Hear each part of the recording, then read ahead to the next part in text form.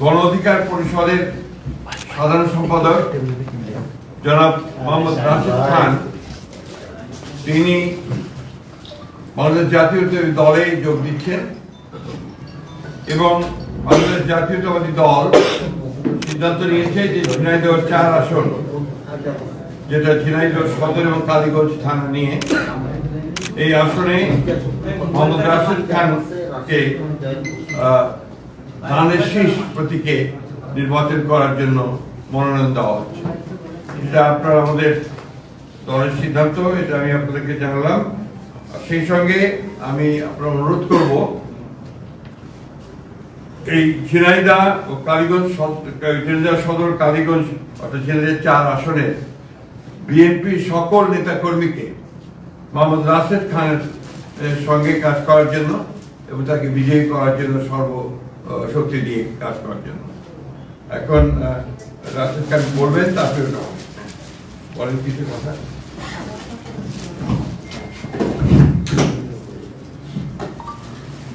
আসসালামু আলাইকুম। বাংলাদেশ জাতীয়তাবাদী দল বিএনপির সংগ্রামী মহাসচিব, তাকে অসংখ্য ধন্যবাদ। আমি মোহাম্মদ রাশেদ খান 2018 সালের কোটা সংস্কার আন্দোলন থেকে আপনাদের সাথেই ছিলাম। কিভাবে রাজপথে সংগ্রাম করেছি আপনারা সবাই জানেন, সাংবাদিক ভাইয়েরা।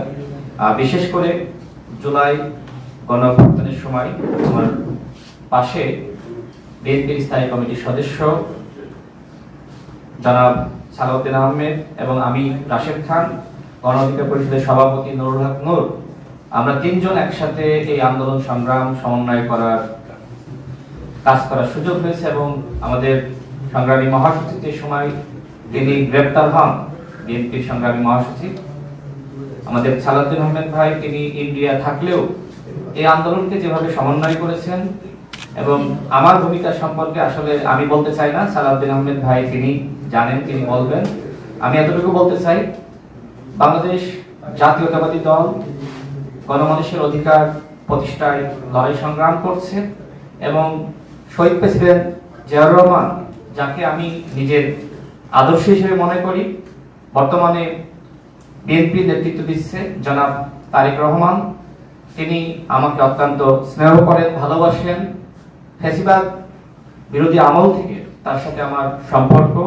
আমি মনে করি নতুন বাংলাদেশ গঠনে তার নেতৃত্ব দেশ এবং জনগণের জন্য অত্যন্ত প্রয়োজন। আমি বিশ্বাস করি সংস্কার, বিচার এবং সুষ্ঠু নির্বাচনের ক্ষেত্রে জনাব তারেক রহমান গুরুত্বপূর্ণ ভূমিকা রাখবেন। আমি রাশেদ খান আজকে বিএনপিতে যোগদান করেছি এবং জনাব তারেক রহমানের নেতৃত্বে ইনশাআল্লাহ দেশ এবং জনগণের জন্য সংগ্রাম করে যাব, কাজ করে যাব। আসসালামু আলাইকুম।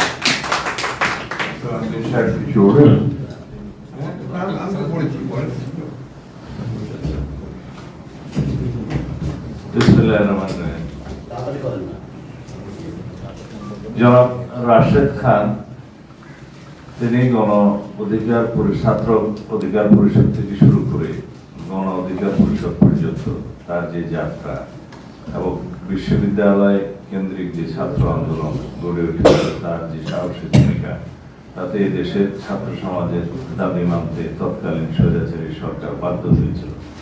সেই ভূমিকায় রাশেদ খানের নাম আমাদের ইতিহাসে উজ্জ্বল থাকে।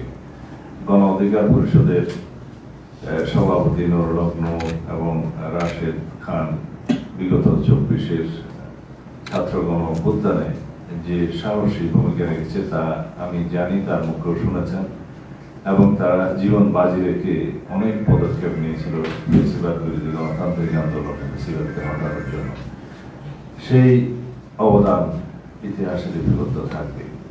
আমরা চাই বর্তমান নতুন প্রজন্মের এরকম আরো অনেক সাবেক ছাত্রনেতা যারা এখনো বয়সে তরুণ, তারা জাতি বিনির্মাণে সঠিকভাবে পদক্ষেপ নিতে পারুক, এবং সেই জন্য তাদেরকে জাতীয় সংসদ থেকে শুরু করে সমাজের, রাষ্ট্রের বিভিন্ন স্তরে তারা প্রতিষ্ঠিত হোক, সেটা আমাদের কামনা। আমরা আগেও বলেছি অনেকবার, আগামীর বাংলাদেশ হবে মেধাভিত্তিক, জ্ঞান নির্ভর, প্রযুক্তি নির্ভর বাংলাদেশ।